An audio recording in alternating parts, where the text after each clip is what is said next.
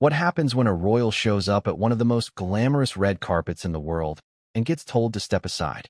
Imagine the flashbulbs, the murmurs of the crowd, the glittering stars drifting past, and then, suddenly, silence.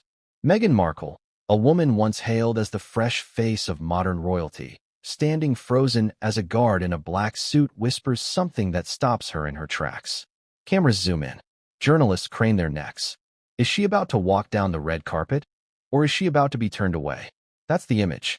That's the moment that people can't stop replaying. But what if I told you that what happened at the Venice Film Festival wasn't just a simple case of security protocol? What if I told you it revealed something much bigger about Meghan, about Hollywood, about power, and about who really gets to step inside the velvet ropes? Before we continue, please hit the like button, subscribe to the channel, and turn on the notification bell for updates. Because this wasn't just a celebrity being denied entry. This wasn't just a royal out of place. This was a collision, the clash of status, reputation, and image, and Meghan Markle was standing right in the middle of it. Now, I know what you're thinking. Why does this matter? Why should we care if one celebrity, even one as polarizing as Meghan, has a little awkward run-in with security? But that's exactly why you should care. Because moments like this don't just happen in a vacuum. They send ripples. They reveal how the world sees someone, how institutions treat them, and, most importantly, how they respond when the cameras are rolling. And in Meghan's case, the response tells us more than the denial itself. So let's rewind. Let's set the stage properly. Venice, the film festival, a location drenched in glamour, prestige, and history. For nearly 8 decades, this has been one of the pinnacles of global cinema. It's where stars are born, reputations are cemented, and the red carpet itself becomes an event larger than the films being premiered. Picture it. Gondolas gliding across the water, A-list names swanning into premieres, couture dresses worth more than most people's homes shimmering under camera flashes. This isn't just another red carpet. It's an international symbol of belonging. To walk that carpet is to be acknowledged as part of a very specific, very exclusive club. And Meghan Markle, despite her fame, her title, her recognition, is not necessarily part of that club. But that didn't stop her from trying. This is where it gets interesting. Meghan isn't just any public figure. She's a lightning rod. Every move she makes is scrutinized, every outfit dissected, every expression debated. To some, she's a victim of a cruel system, unfairly maligned for daring to be herself. To others, she's manipulative, image-obsessed, desperate to control the narrative. And at Venice, those narratives collided in one charged, dramatic moment. Here's the question I want you to ask yourself as we go through this story. Was Meghan simply in the wrong place at the wrong time? Or was this denial symbolic of something much deeper? Her struggle to find acceptance, to force open doors that remain firmly shut? Because think about it, the Venice Film Festival is not just about movies. It's about hierarchy. It's about who gets seated where, who walks when, and who's photographed beside whom. The red carpet is choreography, not chaos. Every placement is planned, every appearance approved. And for someone like Meghan, who has built a career out of visibility, the red carpet is everything. Without it, she fades into the background. And fading is not an option. Now imagine the sting of that moment. She arrives expecting doors to open, expecting heads to turn. Instead, she's told no. Denied. Denied not privately, not quietly, but in front of hundreds of lenses. That's more than a slight. That's a spectacle. And here's where we hit the first emotional twist. Denial can be more powerful than acceptance. Think about it. If Meghan had simply strolled the carpet, posed, smiled, and moved on, it would have been just another celebrity photo op. But being stopped, being barred, that's drama. That's story.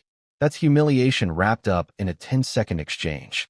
And humiliation, especially for someone used to commanding attention, cuts deeper than almost anything else. Now, let's be honest. Meghan has been in situations before where her image was under attack. From the moment she married into the royal family, her every move was framed as either defiance or disgrace. But those were words, headlines, stories spun from afar. This was different. This was physical, tangible. A man in a suit blocking her way. A list with her name missing. A crowd watching her falter. This was not something she could spin in the moment. And that's exactly what makes it fascinating. Let me ask you, How would you react in that situation? Imagine walking into an event, believing you belong, only to be told you don't. Cameras everywhere. Strangers whispering. Do you argue? Do you plead? Do you retreat? Or do you stand your ground, determined not to be humiliated? For Meghan, the choice was complicated. She's not just Meghan Markle the actress anymore. She's Meghan, Duchess of Sussex, a title that carries prestige, but also baggage. And Venice, as glamorous as it is, doesn't bend for baggage. But before we dig into the details of that confrontation, before we talk about what she said, what security said, and what the people around them whispered, we need to understand why this matters right now. Why this story, this denial, carries weight beyond the gossip columns. First, timing. Meghan's public image is in flux. Her projects have been met with mixed reactions. Her relationship with the royal family remains strained. And every appearance she makes feels like an audition, not for a role in a film, but for a role in global relevance. So when the Venice Film Festival, one of the most elite stages in the world, becomes the backdrop of a rejection, it feeds directly into the narrative of Meghan struggling to find her place. Second, symbolism. Meghan has often been positioned as someone on the outside looking in. She broke into the royal family, but was never fully accepted. She left Hollywood, then tried to return. She built a platform, then found it questioned. And here, in Venice, we see that same pattern, arriving at the door only to find it shut. And third, curiosity. Let's be real. Audiences love a fall from grace story. They love to watch someone powerful or famous stumble. It makes them human. It makes them vulnerable. It makes them, in some twisted way, relatable. And in Meghan's case, it also makes her polarizing. Because just as many people who cheer at her stumble will rally to defend her, insisting she was wronged, that this was yet another injustice piled onto her. This is why the story matters. Because it's not about whether Meghan was invited or whether security was just following orders. It's about the symbolism of the moment. It's about the public's reaction. It's about how this one incident becomes part of a much larger, ongoing battle for her reputation. And here's where we need to pause. Because so far, we've painted the setting. We've shown you the stakes. We've asked the hard questions. But we haven't yet peeled back the curtain on what actually happened step by step. Did Meghan argue with security? Did her team scramble to fix the situation? Did the festival organizers know she was coming? And, most importantly, how did the other celebrities, the actual invited guests, react to this spectacle unfolding before their eyes? The answers are coming, but they're not simple. They're messy. They're dramatic. They're the kind of details that twist your perspective with every revelation. And by the end, you'll see why this single moment has been dissected, debated, and discussed across headlines worldwide. Because Meghan thought she was walking into a glamorous evening. She thought the cameras were there to capture her triumphant arrival. But what she didn't know, what she couldn't have known, was that the cameras were about to capture something far more dramatic. And what came next would change everything. What separates glamour from humiliation? Sometimes it's just a velvet rope. One thin line between those who walk the red carpet and those who are stopped cold. At the Venice Film Festival, that line is everything. Imagine the scene. Golden hour fading into twilight, the canal glistening under the last rays of sun. Gondolas line up like silent witnesses while journalists clutch cameras, waiting for the next star to step out of sleek black cars. The festival isn't just a film event. It's a battlefield of appearances. Every step, every smile, every pause in front of the cameras is calculated. And for the chosen few, that carpet represents power, relevance, immortality. But for Meghan Markle, that evening, it represented something else entirely: resistance. The mini-hook begins here. Ask yourself this: what would sting more, being ignored by strangers or being blocked in front of the entire world? Now picture Meghan stepping out of her car. The flashbulbs pop. The murmurs ripple through the crowd. People crane their necks. Yes, it's her. Duchess, actress, controversy magnet. The woman whose presence guarantees headlines, no matter the angle. Her walk is confident. That stride she perfected long before the royal titles, back in her Hollywood days. Shoulders back, chin lifted just enough to look regal, yet approachable. She knows the eyes are on her. She knows every second counts. But here's the twist. In Venice, the carpet doesn't care about titles. It doesn't care about Netflix deals, Oprah interviews, or royal fallout. In Venice, the carpet answers only to the list. And on that night, Meghan wasn't on it. Let's pause here, because this is important. Many people assume red carpets are free-for-alls, that if you're famous enough, you can just show up and bask in the flashes. Wrong. These carpets are meticulously controlled. Every placement is scheduled down to the minute. One wrong arrival, one uninvited guest, and the entire choreography falls apart. So when Meghan approaches the security checkpoint, she's not just a guest, she's a potential disruption. And security? They don't care about headlines. They care about the list. This is where the build-up starts. Picture the guard. Earpiece in one ear, clipboard in hand, black suit pressed to perfection. He scans the names, eyes darting from paper to face. 1 second, 2 seconds, too long. And in that hesitation, you can feel it. Something isn't right. Have you ever felt that? That cold sensation when someone checks a list you're supposed to be on, and you're not? That flash of panic you try to swallow down before anyone notices? That's what Meghan faced. But she didn't let it show, not at first. No, she did what she always does. She smiled. That practiced Meghan smile, equal parts charm and defiance. The kind that says, "You know who I am." The kind that dares the other person to deny it. And for a split second, it looked like it might work. The cameras were still flashing. The murmurs were still rising. The crowd still believed she was about to glide down that carpet like she belonged. Until the guard stepped closer. He leaned in, whispered something. Meghan's smile faltered. Just slightly, almost imperceptibly, but enough for the trained paparazzi lenses to catch it. A flicker of disbelief. A flash of irritation. And that's the moment the gate closed. Now let's zoom out. Because this isn't just about Meghan. This is about what red carpets symbolize. They're more than events. They're thresholds. They separate the admired from the ignored, the insiders from the outsiders. To walk that carpet is to be acknowledged. To be stopped at the gate is to be diminished. And in that instant, Meghan wasn't just denied entry to a film premiere. She was denied validation. Think about the irony. This is a woman who married into one of the most powerful families on earth, who stood before the world at Windsor Castle, who walked beside the late Queen Elizabeth II. And yet, in Venice, she's treated like any other person trying to bluff their way into an exclusive party. Do you see the contradiction? Power is situational. Fame is conditional. The same person who once bowed to royalty was now bowing, metaphorically, to a clipboard. Now let's add another layer, the crowd. Because crowds are cruel. They smell weakness. They taste discomfort. And when Meghan faltered, when the hesitation became visible, the whispers began. Is she invited? Why are they stopping her? What's going on? Those whispers cut deeper than the guard's words. Because humiliation isn't about what happens to you. It's about who sees it happen. And everyone saw. This is where the emotional spike lands. Meghan's identity, her brand, is built on control. Controlling her narrative. Controlling her image. Controlling how she's perceived. But in that moment, control slipped through her fingers. She couldn't dictate the story. She couldn't stop the flashes. She couldn't silence the whispers. So what does she do? Does she argue? Does she plead? Does she push back? No. She holds the line. She stands still, composed, outwardly unbothered. But inside, you can almost feel the fire. Because Meghan Markle is not the type to accept no.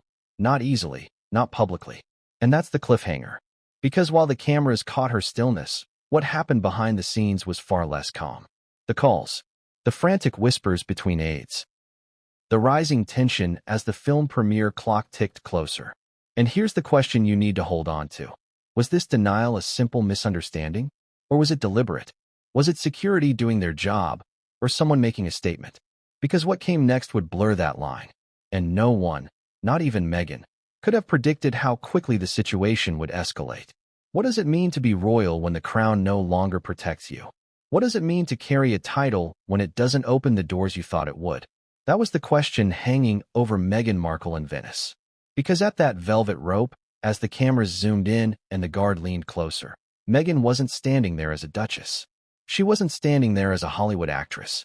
She was standing there as something in between, a royal without a throne, a celebrity without the full embrace of celebrity culture, a woman caught in the no man's land between two worlds that don't fully want her. And that's where the story takes on its most painful irony. Let's rewind. Meghan wasn't born into royalty. She didn't grow up expecting bowing courtiers, red carpets, or crowns. She grew up like so many others who moved to Hollywood, with ambition, resilience, and the dream of making it big. Small roles, auditions, the grind of waiting for a call that could change everything. She hustled. She pushed. She got her break with Suits, a legal drama that gave her enough recognition to put her on the map, but not enough to make her untouchable. In Hollywood, Meghan was rising but not reigning. She wasn't Meryl Streep. She wasn't Angelina Jolie. She was a working actress with a growing brand. And then came Prince Harry. That's when everything changed. Overnight, Meghan wasn't just an actress anymore. She wasn't just another celebrity. She was royal. She walked down the aisle at Windsor Castle in front of millions. She became the Duchess of Sussex, a title steeped in centuries of British tradition. But titles can be cages as much as crowns. Because while the world watched the fairy tale, Meghan lived the reality. A reality of relentless tabloid attacks, of whispered court politics, of rules she was never trained to follow. The very thing that gave her global recognition also stripped her of independence. And when she and Harry chose to step away, to break free from the institution, they thought they could merge the best of both worlds, the prestige of royalty with the freedom of Hollywood.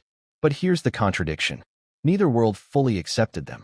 The royals saw them as deserters. Hollywood saw them as outsiders playing dress-up with royal titles. And Meghan, caught between, became both larger than life and strangely diminished. Too famous to be ordinary. Too controversial to be fully embraced. And in Venice, that contradiction came crashing down. Think about it. The Venice Film Festival is designed to elevate, to celebrate, to anoint stars with the glamour of legitimacy. If you're on that carpet, you belong. If you're stopped, you don't. And Meghan, despite her fame, found herself stopped. Ask yourself this: what's more humiliating? Being ignored because you're unknown, or being denied because you're too well known, but not in the right way? For Meghan, the denial wasn't about anonymity. Everyone knew who she was. That was the problem. Her reputation preceded her, and reputations can be heavier than crowns. And that raises the question: is Meghan's fame her blessing or her curse? Let's dig deeper. Royals who step down don't often fare well in history. Once you give up the throne gives up on you. Think of Edward VIII, who abdicated for love. Once king, later sidelined, whispered about, diminished. Meghan and Harry wanted to write a new chapter in that history. They wanted to prove you could leave and still thrive. But Venice showed how fragile that narrative really is. Because standing there, blocked at the gate, Meghan wasn't treated like royalty. She wasn't treated like Hollywood royalty either. She was treated like someone in limbo, someone with no kingdom, no studio backing, no film to premiere, no official role that justified her presence. A royal without a throne. Now, here's where the emotional spike comes in. Imagine how that must have felt. The cameras, instead of capturing her walk down the carpet, captured her hesitation. Instead of celebration, whispers. Instead of triumph, doubt. And doubt, once planted, grows fast. Because this wasn't just about a red carpet. It was about belonging, about validation, about Meghan's lifelong struggle to be seen, to be recognized, to be respected on her own terms. From Hollywood auditions to royal duties to Venice velvet ropes, the struggle remains the same. Where does Meghan truly belong? Let me ask you directly. If you were Meghan, where would you stand? Would you cling to the royal identity, even if it rejected you?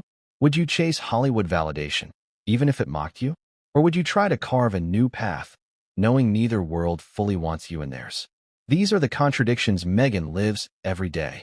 And in Venice, they were exposed under the harshest spotlight. Because when the guard blocked her path, when her name wasn't on the list, the world saw not just a denied guest. They saw a woman stripped of the aura of untouchability. They saw someone once hailed as a duchess now treated like anyone else. And for Meghan, that stripping was more painful than any headline. Now let's talk about perception. Because in Hollywood, image is everything. Red carpets aren't just about fashion. They're about narrative. The images from that night will live forever. And for Meghan, the image wasn't of her posing in a designer gown, smiling at adoring fans. It was of her standing still, blocked by a guard, frozen in uncertainty. That's the photo that will haunt her. That's the story that will stick. And here's where the cliffhanger builds. Because Meghan, as much as she tried to K. So what happened next? What did Meghan do when the guard refused to budge, when the whispers grew louder, when the cameras refused to look away? That's where the real drama begins. Because Meghan Markle was not about to back down quietly. Not in front of Venice. Not in front of the world. And the steps she took in those next few minutes would only deepen the controversy. What's more powerful than a crown? Sometimes it's a clipboard. That was the cruel irony of Venice. Meghan Markle, Duchess, actress, global figure, found herself stopped not by royalty, not by palace courtiers, not by Hollywood executives, but by a man in a black suit with a list. And when he said no, the world listened. Let's paint the moment clearly. Meghan, poised, dressed for impact, camera ready. She steps forward, ready to glide past the rope, expecting the choreography of red carpet glamour to work in her favor. The photographers are already lifting their cameras. The flashes start early, anticipating her first pose. And then, the pause. The subtle but unmistakable pause. The guard doesn't move aside. He doesn't lift the rope. He doesn't gesture her through. He leans forward instead, lips close to her ear, voice low, but every lens can see the tension in the air. The words, though inaudible to us, don't need to be heard. The body language says it all. The guard shakes his head. Meghan's eyebrows lift, just slightly, the smile still plastered but thinner, tighter. Her hand, which had been halfway raised in a graceful wave, lingers awkwardly, then lowers. That's when it hits her. This isn't a glitch. This isn't a mix-up that will be smoothed out in seconds. This is a denial. A real one. Now let me ask you something. When was the last time you felt that sting? That exact sting of being told no when you were sure the answer would be yes. It doesn't just bruise. It rattles. Especially when people are watching. And in Meghan's case, the world was watching. Let's slow it down for a second, frame by frame. Because this is where image matters most. Meghan glances at the guard. She tilts her head slightly, almost incredulously. You can imagine the silent words. Do you know who I am? But the guard doesn't flinch. He looks back to his clipboard, firm, unshaken. He has a job. His job is the list. And Meghan Markle isn't on it.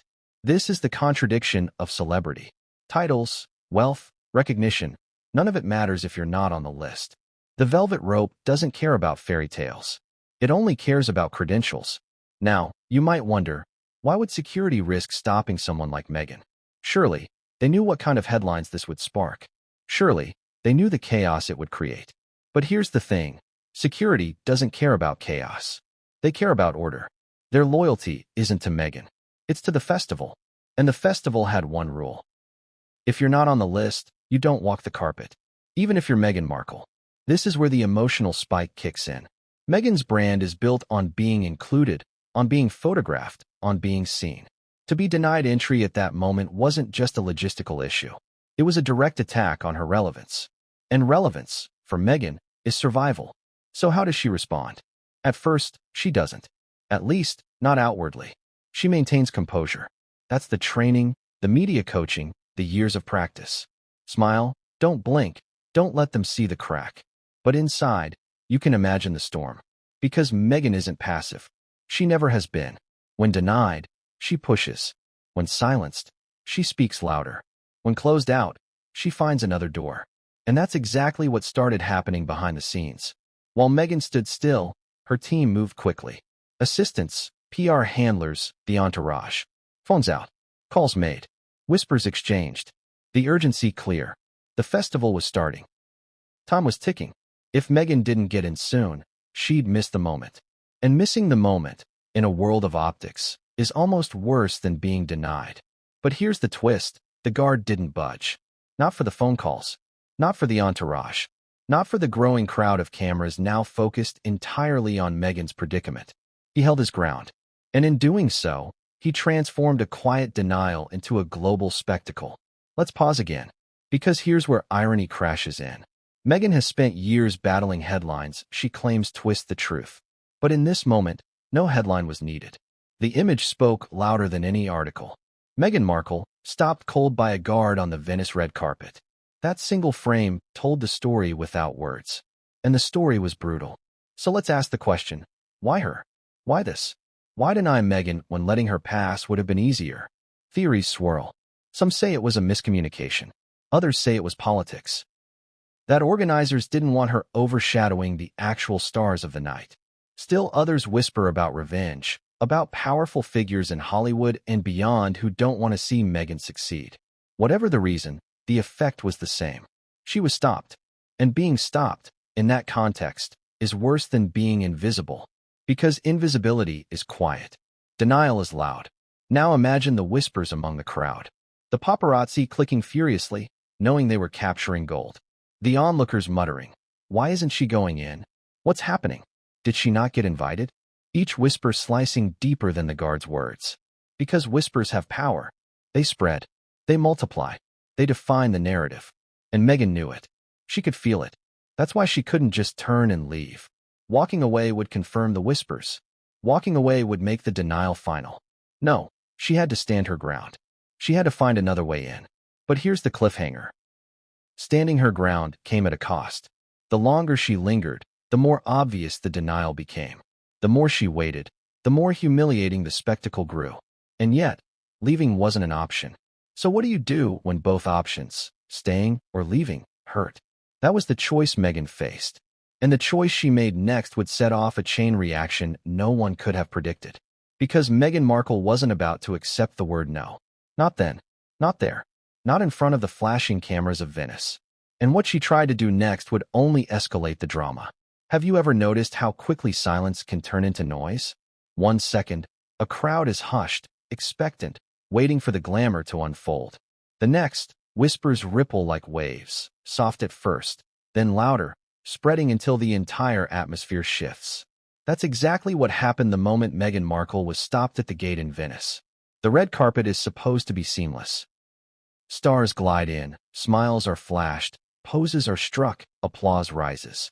It's a performance, choreographed, polished, flawless. But when a star falters, when the choreography cracks, the illusion shatters.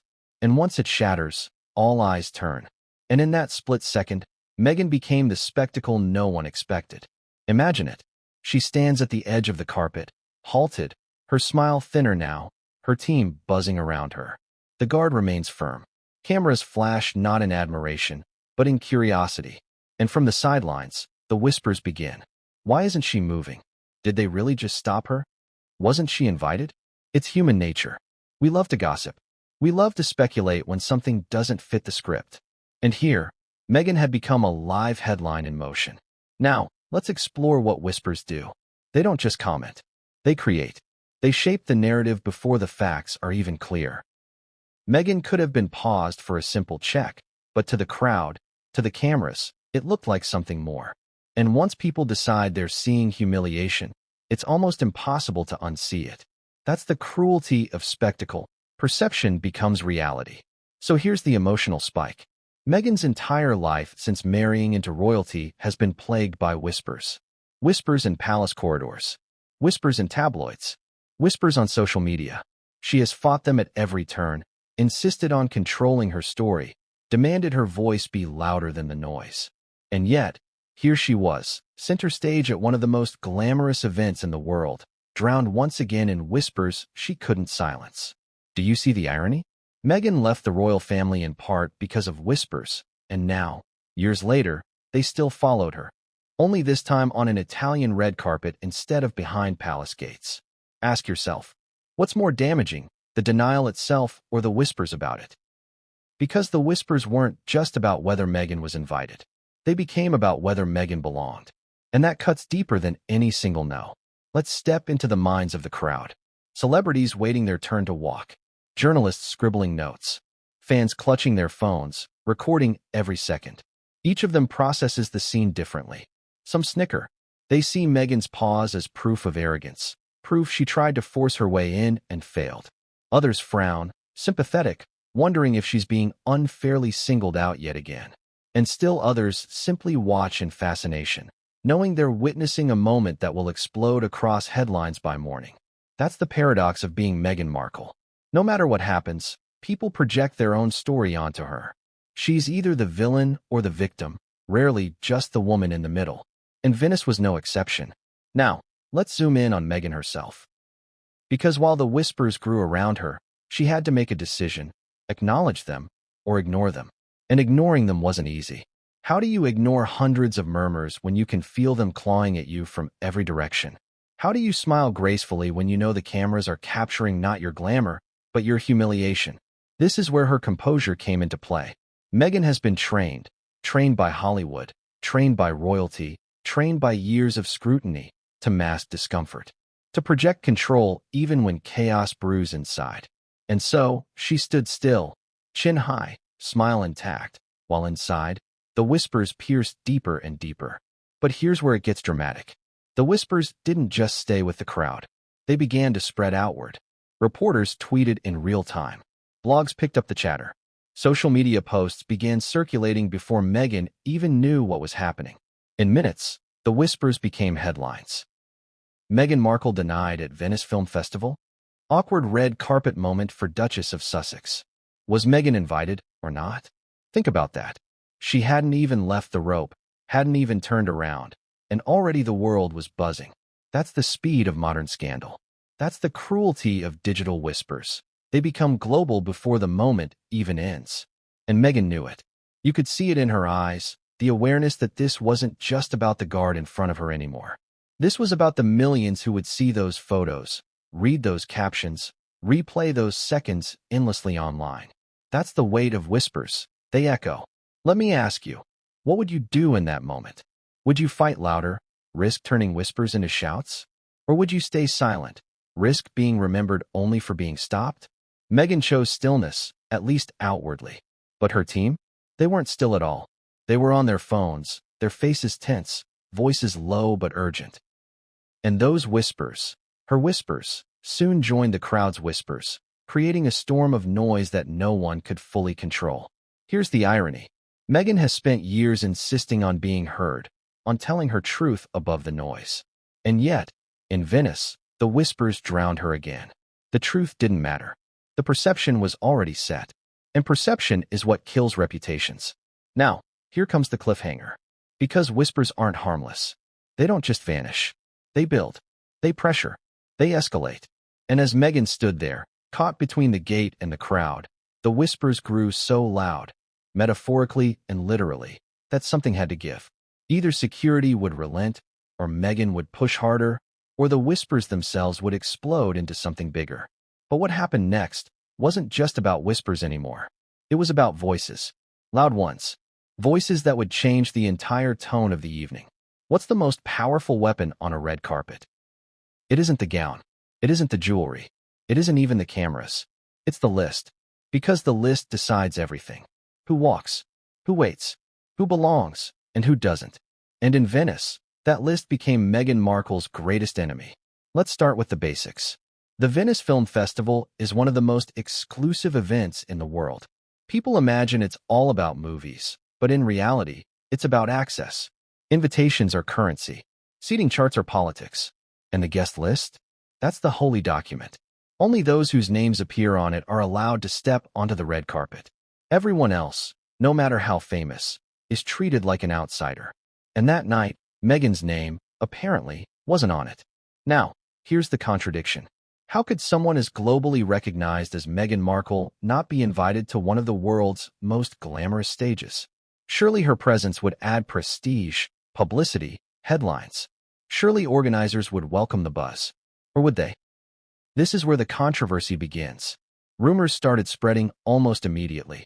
Some claimed Meghan had been invited, but at the last minute had her access revoked. Others insisted she was never invited in the first place, that she and her team tried to slip into the festival as though fame itself were a ticket. And then there was a third theory, whispered among insiders, that Meghan was invited, yes, but only to attend, not to walk the carpet. And in Hollywood terms, that's worse than no invitation at all. Because if you're famous enough to be in the audience, but not important enough to be photographed, you may as well not be there. Ask yourself, which of those scenarios is most humiliating? Being forgotten, being snubbed, or being downgraded? For Meghan, any of them would sting. This is where we need to dive into how guest lists actually work. At an event like Venice, organizers don't just invite stars because they're famous. They invite stars who are attached to films. Directors, actors, producers, financiers, Those are the people who are prioritized. Then, secondary invitations go to ambassadors, sponsors, or global figures who bring value to the festival's brand. But Meghan? She wasn't starring in a film that year. She wasn't producing one. She wasn't officially attached to any project being screened. So from the organizer's perspective, she wasn't a priority. She was a wild card. And wild cards are risky. Because imagine the headlines if Meghan did walk the carpet. She would instantly overshadow the actual stars of the evening. The movie premiere would fade into the background. Instead of celebrating cinema, the press would feast on Meghan's appearance, her outfit, her every gesture. And while that might excite the tabloids, it undermines the festival's purpose, showcasing film, not fueling gossip. So the decision may have been deliberate. Keep Meghan out, keep the focus on the movies. But here's the catch. That decision backfired spectacularly. By denying Meghan, the festival created an even bigger story. Instead of the world talking about the premiere, they talked about her humiliation. The very thing they tried to avoid became unavoidable. That's the paradox of celebrity management. Sometimes, trying to silence a voice only makes it louder. Now let's add another twist. Meghan's team reportedly insisted she had been invited. They pointed to communications, to supposed confirmations, to arrangements made for her appearance. And if that's true, the real question becomes, who pulled the plug? Did someone higher up rescind the invitation? Was there pressure from insiders, from Hollywood power players, even from royals abroad, who didn't want Meghan basking in that spotlight? It sounds dramatic, but think about it. Meghan is no ordinary guest. Every appearance she makes is political. Every red carpet is a battlefield. It's not just about fashion. It's about status. It's about whether she's being embraced or rejected by the elite circles she desperately wants to inhabit. And Venice made a choice. But was that choice rooted in logistics or in politics? That's the heart of the controversy. Let's zoom in again on the scene. Meghan, standing at the gate, her smile strained, her team scrambling.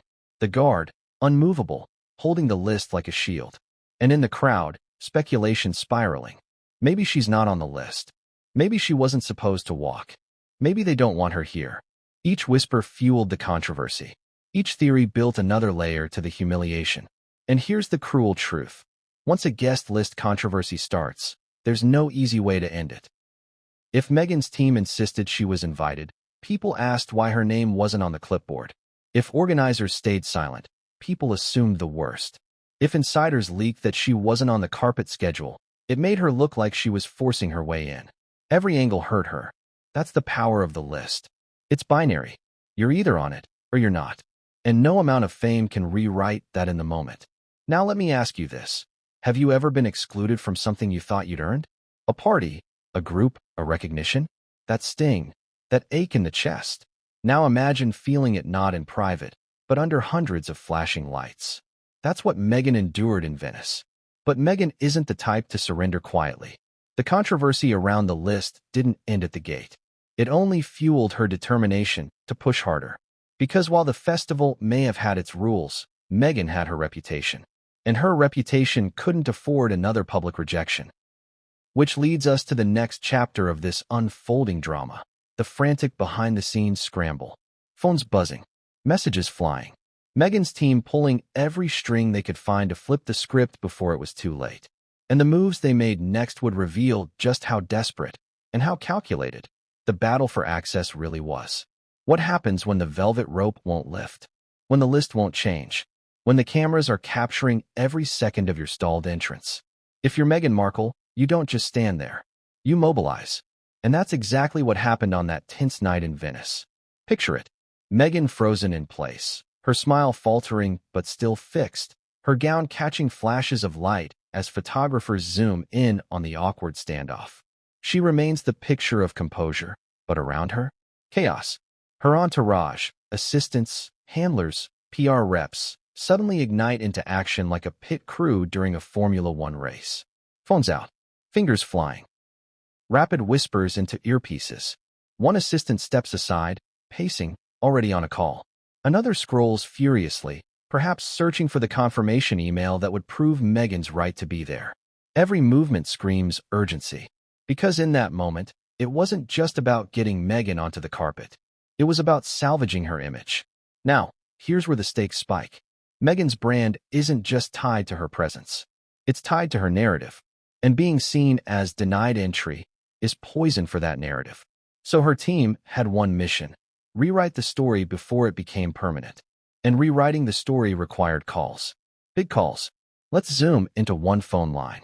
A handler dials a number linked to the festival organizers. You can imagine the tone, polite but firm, demanding clarification, insisting Meghan's name must be on the list. The response? A pause, a shuffle of papers, a hesitant explanation that perhaps Meghan wasn't cleared for the carpet. That answer doesn't fly. Another call goes out, this time to a publicist with connections to Italian press.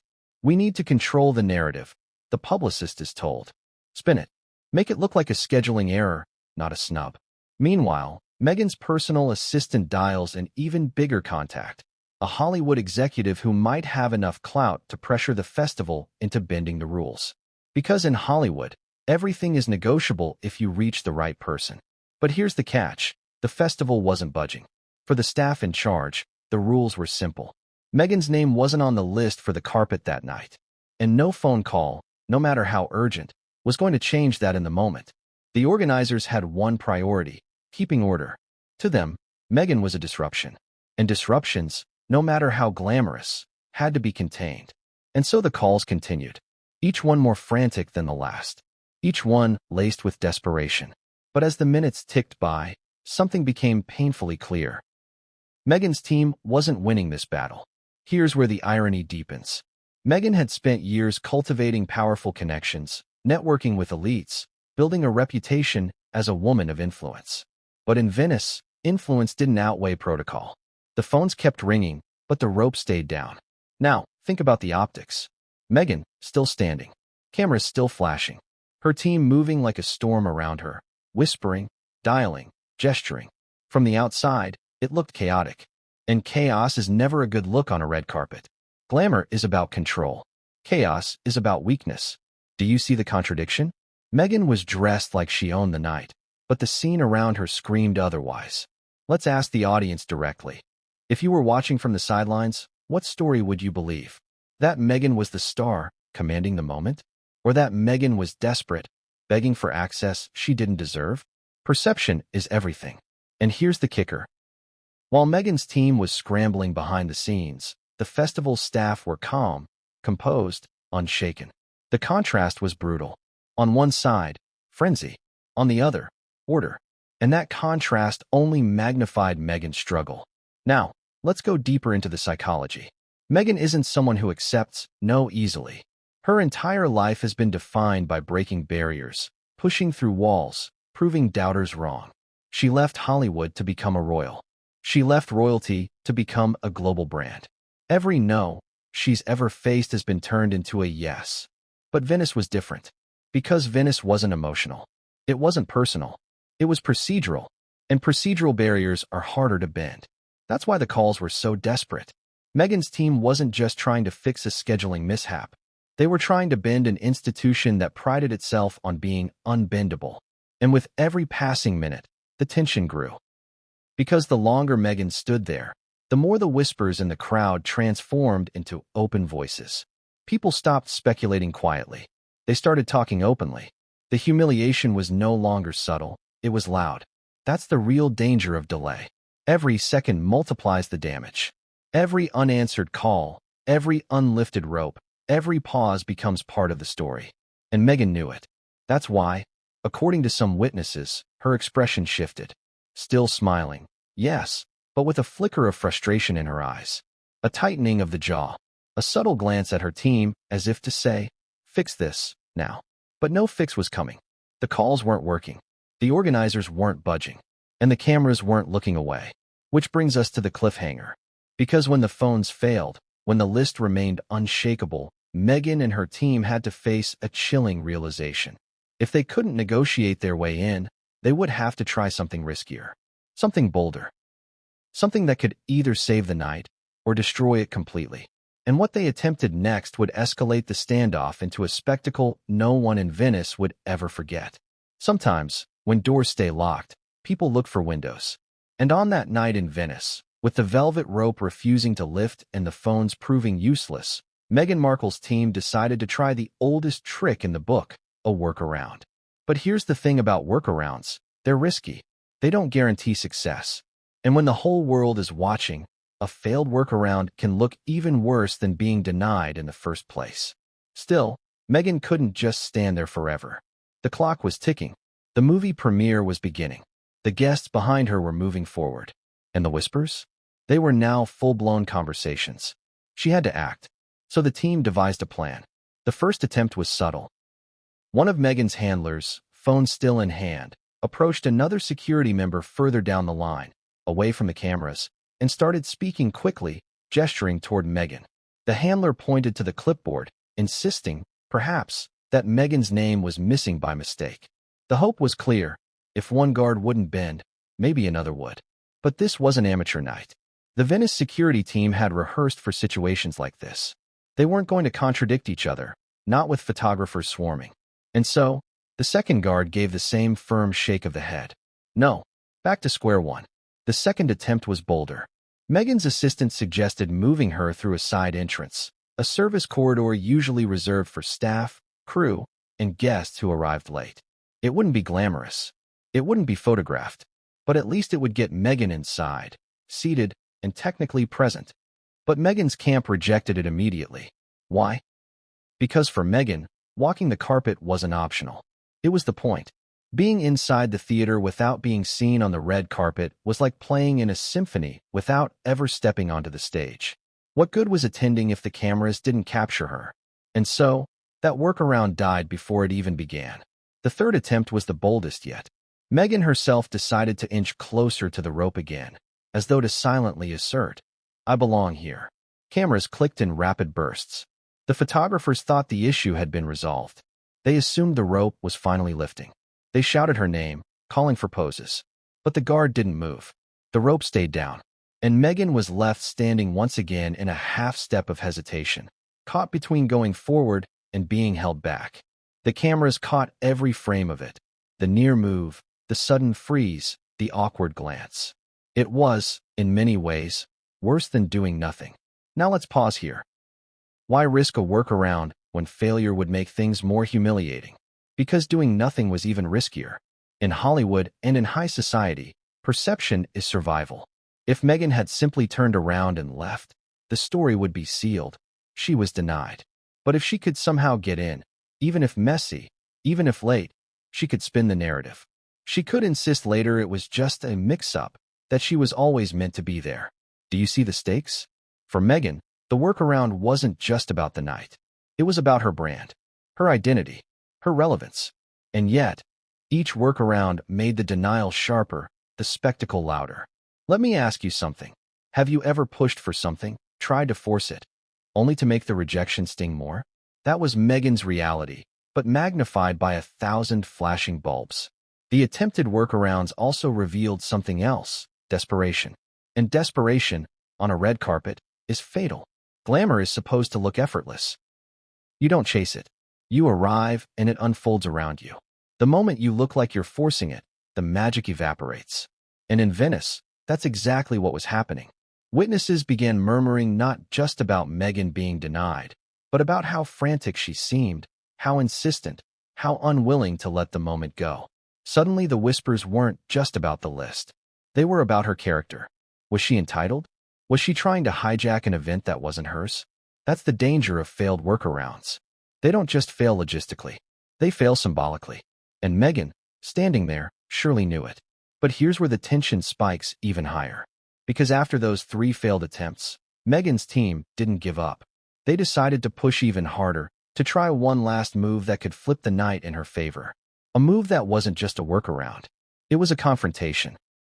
Because if the rope wouldn't lift and the phones wouldn't work, the only option left was to directly challenge the system. And that challenge would turn the already awkward scene into a showdown. One that no one on the red carpet could ignore. At a certain point, whispers and workarounds aren't enough. There comes a moment when someone has to step forward, draw a line, and demand an answer. And on that night in Venice, that someone was Meghan Markle. The velvet rope still hadn't moved. The guard remained firm, the list unchanged. Her team had tried everything: calls, negotiations, subtle maneuvering. and all of it had failed. The whispers had grown into chatter, and chatter had turned into noise. The crowd wasn't asking quietly anymore. They were pointing. They were speculating out loud. Why isn't she in yet? Are they actually blocking her? Did she just get denied? Every second felt like an eternity, and Meghan knew it.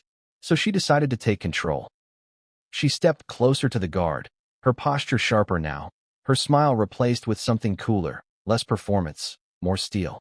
She leaned in, just as he had leaned into her earlier, and for the first time that night, she spoke.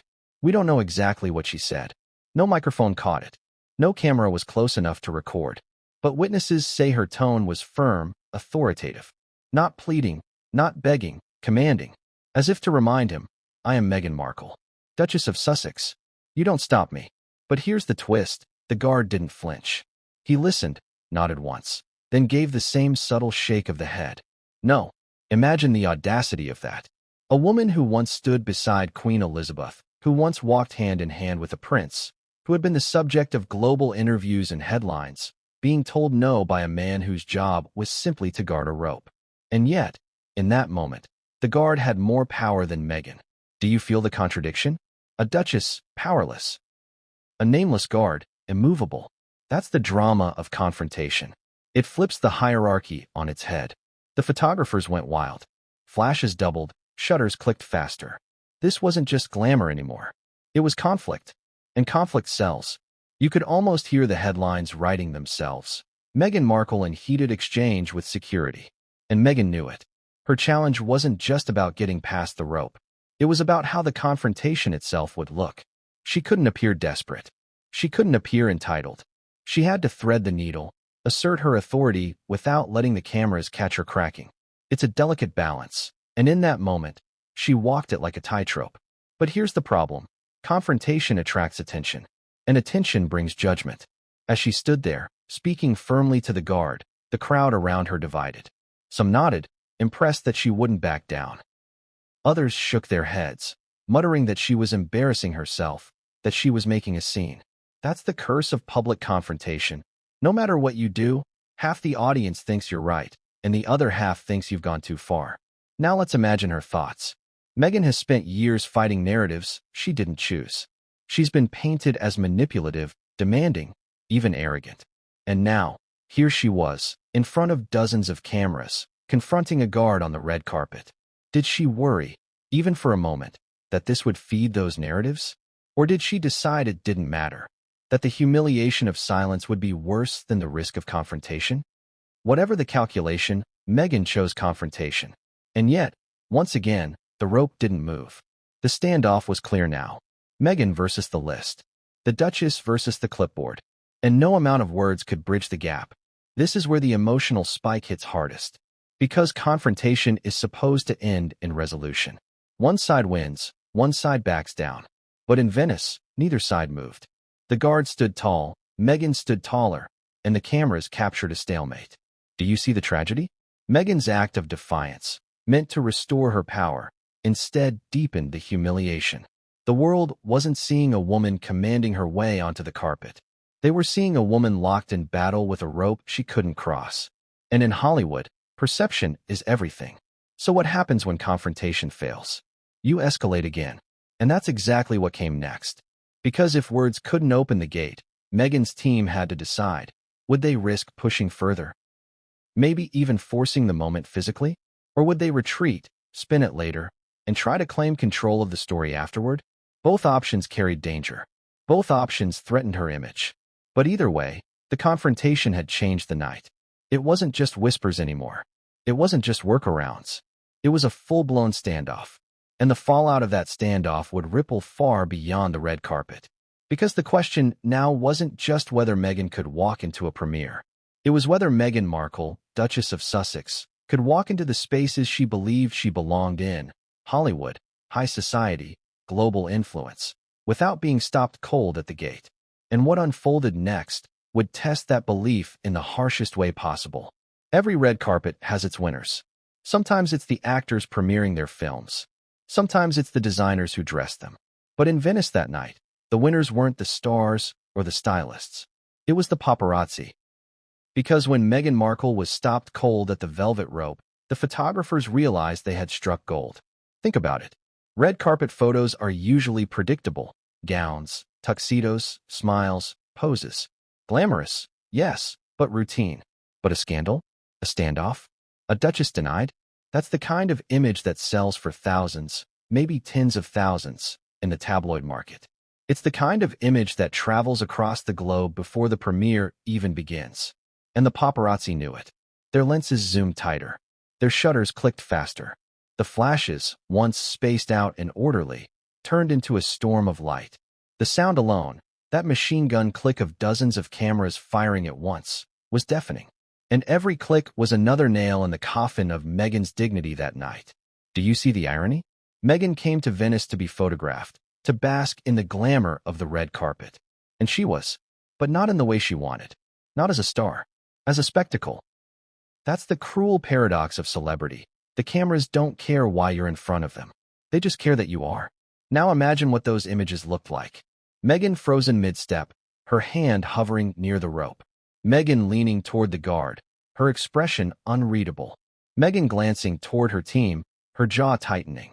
Frame after frame of hesitation, confrontation, stillness. And each one told a story, but not the story she wanted told. Here's the emotional spike. For years, Meghan has fought to control her image. She's given interviews, launched podcasts, filmed documentaries, all to tell her truth directly. But in Venice, her truth didn't matter. The cameras told their own version. A version she couldn't edit. A version she couldn't approve. A version frozen forever in images she would never own. Let me ask you, which would sting more? To be ignored by cameras, or to be captured at your worst moment? For Meghan, it was the latter. The photographers shouted her name, urging her to look their way. Some did it out of habit, others because they knew catching her gaze would make the shot even more valuable. Meghan, over here. Duchess, look this way. But Meghan couldn't risk turning fully toward them. She couldn't risk letting the full humiliation show on her face. So she kept her expression carefully neutral, even as the frenzy intensified. And frenzy it was. Because the paparazzi weren't just documenting a denial. They were feeding off it. Each flash was a reminder that Meghan's misfortune was their payday. Each click was proof that scandal sells more than success. Now let's zoom out. In Hollywood, stars live and die by their paparazzi images. A perfect shot on the red carpet can elevate a career. A humiliating shot can haunt for years. And Meghan, who had once mastered the art of the perfect pose, now had to watch helplessly as her worst moment became the photographer's prize. That's the tragedy of Venice. Meghan went there seeking glamour. She left as gossip. But the paparazzi frenzy didn't just humiliate her. It amplified the story. Because within minutes, those photos were uploaded, shared, sold. By the time the premiere inside the theater even began, Meghan's standoff outside was already trending worldwide. Twitter, Instagram, TikTok. The images spread like wildfire. Each platform gave its own spin. Memes popped up. Comment sections exploded. The narrative was out of her hands. And here's where the irony deepens. Had Meghan been allowed to walk the carpet, the story might have lasted 24 hours. A dress analysis here, a polite applause there. But being denied, that was a story that would live for weeks. Do you see the paradox? The very thing she wanted, attention, came in abundance. But it came in the worst possible form. And the paparazzi? They didn't care.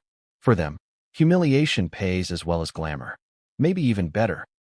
So what does Meghan do as the flashes blind her, as the cameras devour her? She stands taller. She straightens her shoulders. She projects calm. Because that's the only weapon she has left, composure. But inside, she must have known. The battle wasn't just against the guard or the guest list anymore. It was against the cameras. Against the narrative. Against an entire machine designed to turn one woman's stumble into global entertainment. And the machine was winning. Which brings us to the cliffhanger. Because if the paparazzi had already claimed their prize, Meghan still had one card left to play. Her reaction. Would she explode in anger, giving the cameras the meltdown they craved? Would she retreat quietly, leaving them with only half a scandal? Or would she find a way to flip the humiliation into triumph, turning the story in her favor after all? The answer to that question would determine not just how Venice remembered her, but how the world judged her in the days to come. And what Meghan did next shocked even those closest to her. When the cameras turn toward scandal, they don't just capture the person at the center of it. They also capture the reactions of everyone around them. And in Venice that night, the reactions of fellow celebrities told their own story. Because if Meghan Markle's denial was the drama, the way other stars responded was the commentary. Let's set the scene. The red carpet was still rolling. Cars kept pulling up. A-listers continued to arrive in shimmering gowns and sleek tuxedos. But as each stepped out, they couldn't help but notice the unusual sight at the entrance. Meghan Markle, the Duchess of Sussex, standing at the gate instead of walking it. Whispers weren't confined to the crowd anymore. They had reached the insiders, the stars, the directors, the producers who were supposed to be the focus of the evening. And their reactions varied wildly. Some looked away. That's the Hollywood reflex. Avoid the mess, avoid association, keep moving. The red carpet is about being seen, not about being caught in someone else's scandal. For these stars, Meghan was suddenly radioactive. Others couldn't resist a glance. A flick of the eyes toward her. A raised brow. A whispered comment to the person beside them. You know that kind of look. The silent but unmistakable, "Are you seeing this?" And then there were the brave few who reacted more openly. One actress, caught on camera, smiled awkwardly in Meghan's direction, as if offering sympathy but not daring to step closer. Another A-lister reportedly muttered to their handler, "This is what happens when you show up uninvited." Ouch! Do you see the divide? To some, Meghan was a victim, unfairly humiliated in front of the world. To others, she was the architect of her own downfall, a woman trying to force her way into a space that wasn't hers. That's the power of reaction shots. They shape the narrative just as much as the main event. Now let's add a layer of irony. Meghan herself had once been on the other side of this equation. At royal events, at Hollywood galas, she had been the one whose expressions were dissected, whose whispers became stories. And now, in Venice, she was the one inspiring glances, smirks, murmurs. The tables had turned. Ask yourself, which is worse, the denial itself, or knowing that your peers are watching it happen in real time? Because humiliation hits harder when it's witnessed by equals. Let's go deeper. Hollywood thrives on hierarchy. It's not just about who's famous. It's about who's hot right now, who's trending, who's bankable. And for Meghan, who wasn't tied to a film or a project that night, her presence was already a gamble. The denial turned it into a liability. Suddenly, she wasn't a star among stars. She was the subject of gossip among them. And gossip in Hollywood spreads faster than wildfire. One star's smirk becomes a meme. One overheard whisper becomes a blind item. One raised eyebrow becomes an unspoken verdict. She doesn't belong here. Here's where the emotional spike lands. Meghan has spent years trying to prove she belongs, in Hollywood, in royalty, in global culture. And in that single moment, surrounded by stars walking past while she stood still, all that effort seemed to unravel. But here's the twist. Not every reaction was negative. Some celebrities reportedly defended her privately. A director, speaking off the record, suggested the festival had made a mistake by not including her. A rising actress allegedly whispered to her stylist, "I feel bad for her. This is cruel." Do you notice the split? Meghan inspires extremes. Always has. She's either pitted or scorned, loved or loathed, rarely anything in between. And Venice was no different. The celebrity reactions weren't just background noise. They became part of the story. Tabloids later reported on which stars looked away, which looked amused, which looked sympathetic. Photos of celebrities glancing sideways at Meghan circulated alongside photos of her standoff with the guard. The narrative expanded, not just Meghan versus the list, but Meghan versus Hollywood's judgment. And that judgment is brutal. Because in Hollywood, silence is damning. The fact that no A-lister stepped forward, no one publicly intervened to help her, spoke volumes. Meghan was on her own. Think about that. At her royal wedding, she stood surrounded by an institution. At Oprah's interview, she sat supported by Harry. But in Venice, on that red carpet, she stood alone. And maybe that's the deepest humiliation of all, not the denial, not the whispers, not even the paparazzi frenzy, but the realization that when the spotlight turns harsh, no one in Hollywood is going to risk their own image to save yours. That's the cold truth of celebrity culture. You're only as supported as you are useful. Which brings us to the cliffhanger. Because if the celebrities were reacting in real time, So too was the public online. By the time Meghan finally moved away from the gate, social media was already ablaze with judgment, memes, sympathy, mockery. The stars on the carpet had given their verdicts through glances and smirks. Now the world was about to give theirs, loudly, brutally, and without mercy. And the storm that erupted online would make the whispers in Venice look like nothing at all.